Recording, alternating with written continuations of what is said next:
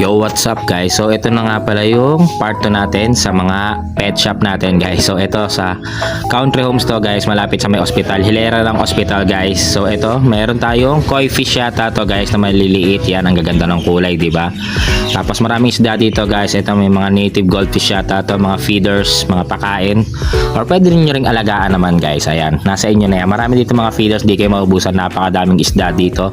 Iba-iba guys. May mga tetra. Yung iba hindi ko na nga alam kung anong tawag ito. Parang may tetra kulay puti, may parang yung tiger tetra ba yun? Hindi ko alam ito, di ba? Ang gaganda.